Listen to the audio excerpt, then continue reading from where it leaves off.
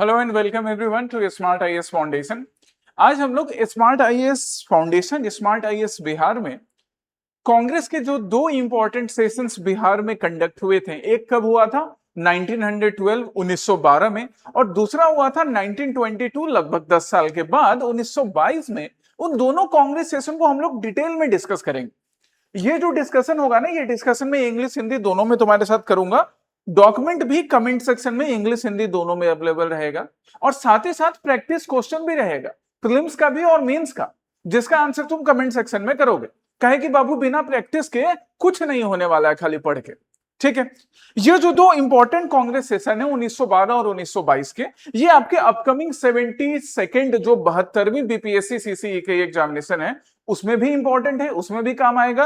और इसके अलावा बीपीएससी या बिहार में बाकी जो एग्जामिनेशन होते हैं वहां भी बड़े काम का है। ठीक है, तो चलो हम सबसे पहले स्टार्ट करते हैं 1912 का सेशन, 1912 का सेशन। अब 1912 का सेशन कहां पर हुआ था? तो 1912 का सेशन कहां होता है? बांकीपुर पटना में। अभी रिसेंटली भी एगो एग्जामिनेशन हुआ तो उसमें यह पूछा गया कि बिहार में कांग्रेस का पहला सेशन कहां हुआ था। अब उसमें ऑप्शन दे दिया गया बांकीपुर, या बांकीपुर की जगह पटना दे देगा। पटने में है ना जी, अभी देखो बांकीपुर तो न्यूज में भी है, और वहीं बांकीपुर में कांग्रेस का पहला सेशन हुआ था। अभी इलेक्शन वहां पे हो रहा है ना, बाई इलेक्शन। हाँ, तो बांकीपुर, गया, मुजफ्फरपुर, और एगो और कोई शहर का नाम दे देगा, और ई दे देगा नॉट अटेम्प्टेड। तो तुमको मालूम होना चाहिए कि पहला जो सेशन हुआ था 1912 में वो बांकीपुर में हुआ था। अब जब भी हम कांग्रेस का सेशन का बात करते हैं तो हम इंपॉर्टेंट चीजें क्या हुई थी, कौन प्रेसिडेंट थे, क्या इंपॉर्टेंट डिसीजन हुआ था, कोई रिजोल्यूशन पास हुआ था, फलाना चिलाना सब जानेंगे।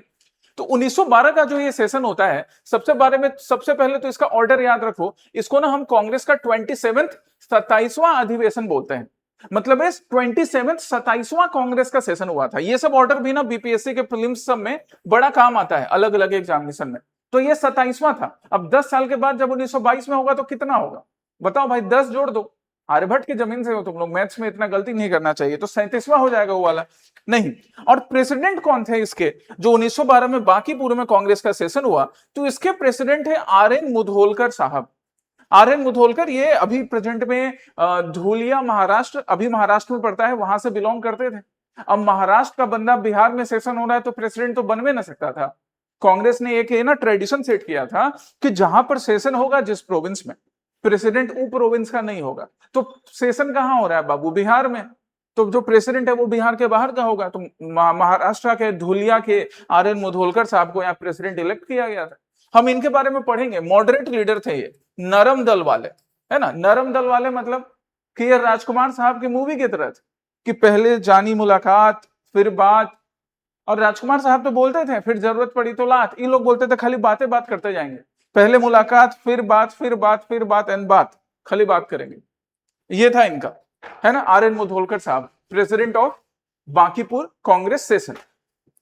एक और चीज अब देखो, बड़ा इंपॉर्टेंट चीज है कि ये जो 1912 का सेशन है ना बांकीपुर पटना में, पहली बार हम सबके प्यारे चाचा पंडित जवाहरलाल नेहरू, उन्होंने कांग्रेस के सेशन में एज ए डेलीगेट यहीं पार्टिसिपेट किया था। तभी तो वो सबके चाचा भी नहीं थे, तभी तो एज में काफी यंग थे, तभी तो उनको चाचा नहीं बुलाया जाता था, आगे जाकर प्यार से चाचा बुलाया जाएगा। बट पहली बार कांग्रेस के सेशन में पंडित जवाहरलाल नेहरू ने 1912 में यहीं बांकीपुर में पार्टिसिपेट किया था। बहुत ही इंपॉर्टेंट फैक्ट है एग्जामिनेशन के लिए, याद रखिएगा।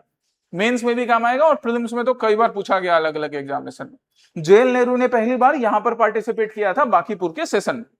ठीक है, अब हम आगे देखते हैं कि अच्छा, ये जो बांकीपुर का सेशन हो रहा है, तो इस बांकीपुर के सेशन में बाकी और पर्सनैलिटीज कौन कौन थे?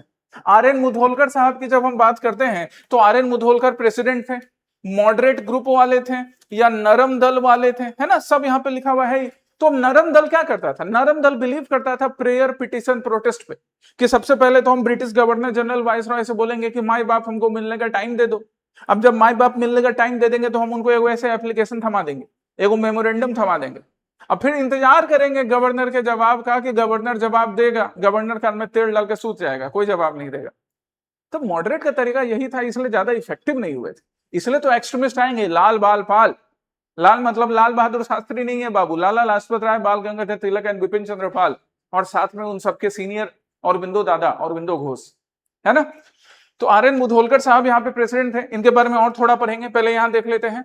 मौलाना मजहरुल हक, इनके बारे में मैंने तुमको बीपीएससी 10 मिनट जो सीरीज है, धुआं धुआं सीरीज, वहां पे बताया है मौलाना मजहरूल हक के बारे में पूरा डिटेल में क्या क्या पढ़ना है। तो मौलाना मजहरूल हक जो थे ना, वो रिसेप्शन कमेटी के चेयरमैन थे। याद रखिएगा कि जो रिसेप्शन कमेटी 1912 में बनी, द रिसेप्शन कमेटी इन 1912, है ना, उस रिसेप्शन कमेटी के, क्योंकि अब ऑब्वियसली कांग्रेस के बड़े बड़े लीडर आ रहे हैं, तो उनके भाई स्वागत के लिए, इंतजाम के लिए व्यवस्था तो करना पड़ेगा।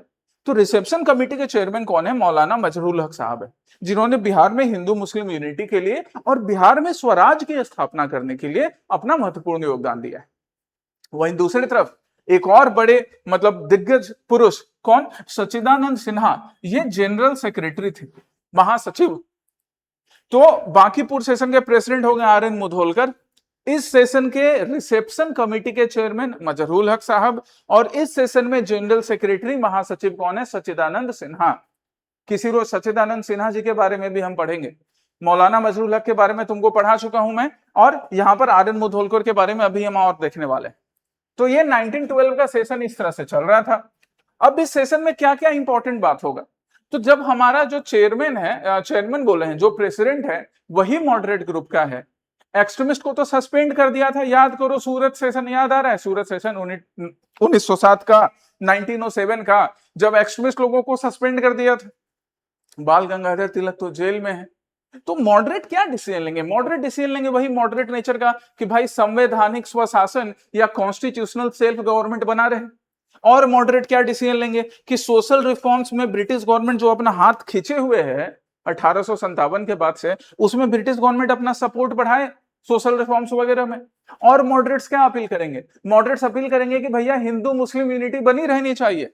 कहे कि 1909 में, 1909 में इन्होंने सेपरेट इलेक्टोरेट दिया था मुस्लिम पॉपुलेशन को, हिंदूज और मुस्लिम को लड़वाने के लिए। तो मॉडरेट्स ने बोला कि ये सेपरेट इलेक्टोरेट नहीं चलेगा, हम चाहते कि हिंदू मुस्लिम यूनिटी बनी रहे।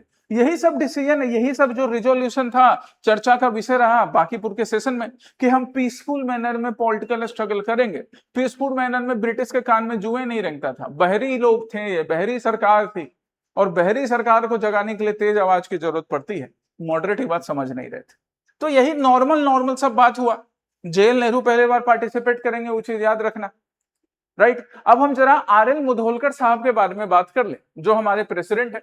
तो एक चीज तो हम तुमको बतेबे किए कि इनका जन्म कहां पर हुआ है भाई? धुलिया में। और देखो ईयर बड़ा इंपॉर्टेंट है, इसलिए हम लिख दिए हैं मई 1857।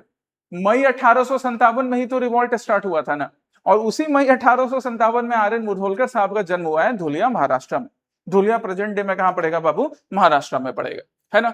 अब महाराष्ट्र में इनका जन्म हुआ, तो वही महाराष्ट्र के, या उस टाइम में जो रीजन पड़ता था, जो बॉम्बे प्रोविंस और सूरत वाला जो रीजन पड़ता था, वहां के एक दिग्गज लीडर, मॉडरेट लीडर, है ना, नरम दल वाले लीडर, कौन? गोपाल कृष्ण गोखले, जिनको गांधी जी भी अपना गुरु मानते हैं।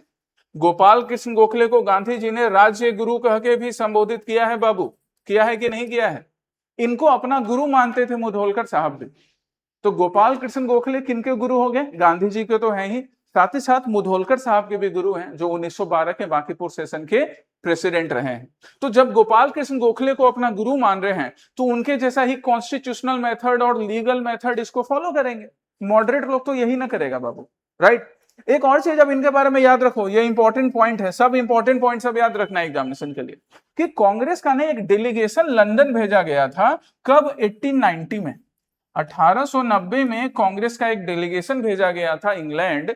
किस चीज के लिए? कि ब्रिटिश के सामने जो भी इंडियंस के कांग्रेस के डिमांड है, क्या है कि देखो 5 साल पहले तो कांग्रेस का फॉर्मेशन हो गया है ना, 1885 में तो हो गया है।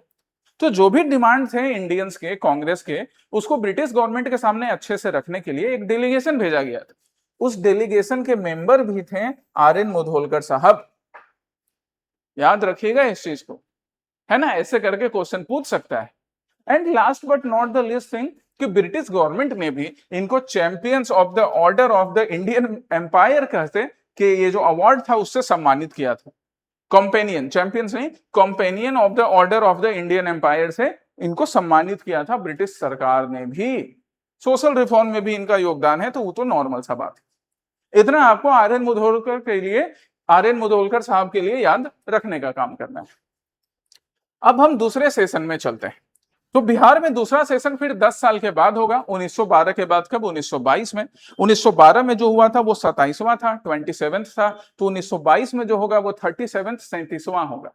कहां पर होगा? गया में, गया जी में। अब नाम गया जी हो गया, पहले तो गए न था जी, गए न था जी। हाँ, तो गया में ये सेशन होगा, 37वां सेशन है। अब इस सेशन के प्रेसिडेंट कौन है? तो ये तो बाबू सबको याद है, और नहीं याद है तो भाई तुम याद तो एकदम कर लो तुम।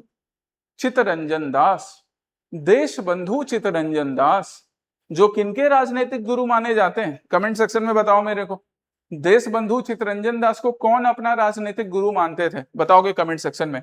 यही इस सेशन के प्रेसिडेंट रहे हैं। और ये वाला जो सेशन था ना, गया सेशन, ये ना pro changers versus no changers के डिबेट के लिए भी जाना जाता है।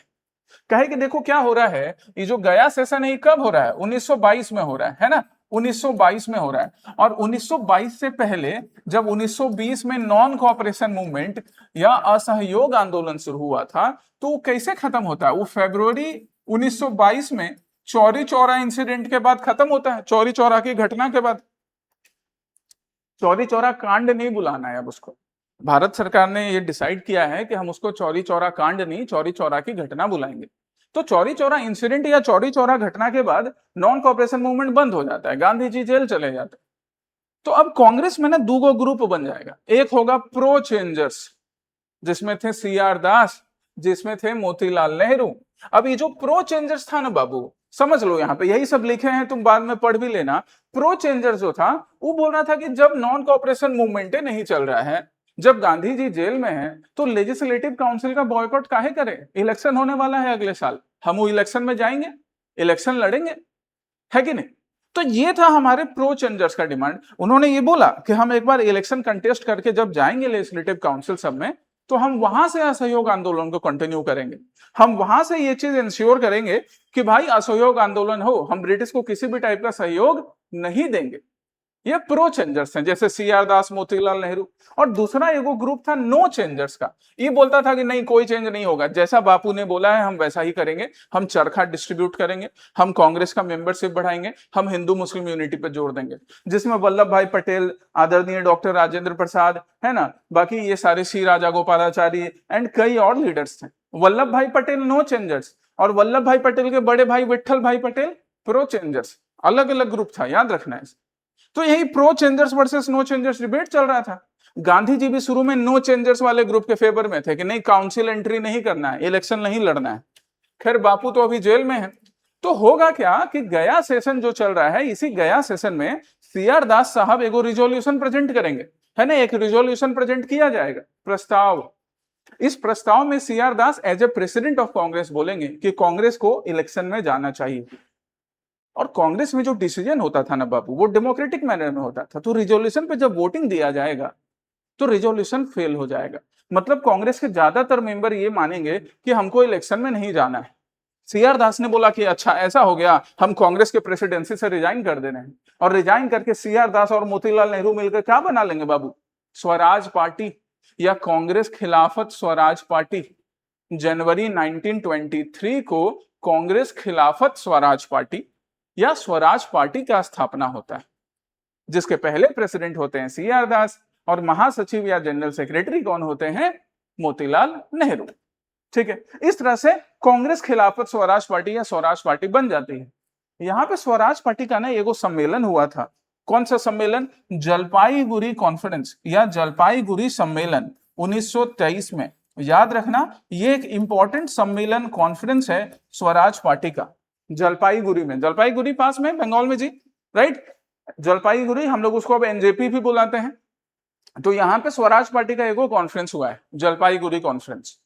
ठीक है, हालांकि आगे जाके स्वराज पार्टी में भी फिर डिवीजन हो जाएगा, वो हम पढ़ते हैं ना। जो रेस्पॉन्सिबिस्ट ग्रुप था, मतलब एक ग्रुप, अब सीआर दास जी की डेथ हो जाएगी 1925 में। तो जब सीआर दास जी की डेथ हो जाएगी तो स्वराज पार्टी ना वीक हो जाता है। तो कुछ लोग स्वराज पार्टी के अंदर मोतीलाल नेहरू को एंटी हिंदू डिक्लेयर कर देते हैं, फूट पड़ जाती है। ये सब स्वराज पार्टी में आगे होता है, कभी तुमको वो भी बताएंगे। तो अभी तक देखो हम लोग क्या पढ़े, हम लोग दो सेशन पढ़े। एक 1912 का सेशन जो बांकीपुर में हुआ, जहां पे मॉडरेट थे, है ना, आर एन मुधोलकर भी मॉडरेट थे, और बाकी मॉडरेट लोग ही प्रेजेंट थे, क्या कि एक्सट्रीमिस्ट को तो सस्पेंड न कर रखा था जी, एक्सट्रीमिस्ट कब आएगा? 1916 के सेशन में लखनऊ में।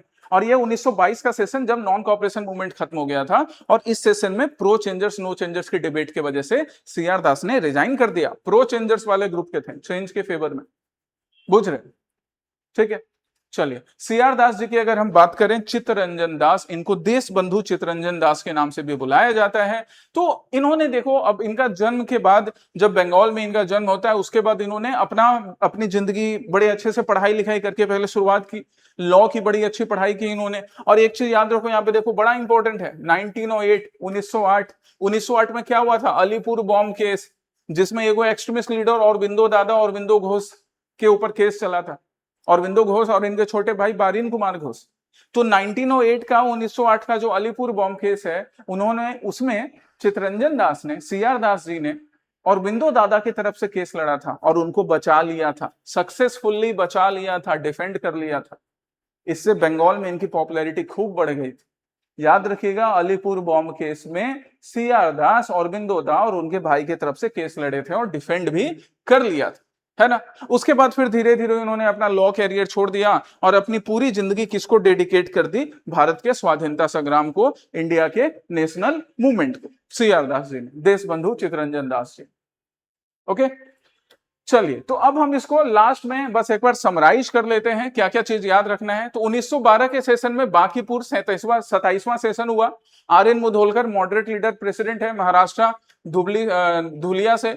सेक्रेटरी कौन थे? सच्चिदानंद सिन्हा जी। एंड जेएल नेहरू पहली बार पार्टिसिपेट कर रहे थे। रिसेप्शन कमेटी के चेयरमैन कौन थे? मौलाना मजहरूल हक।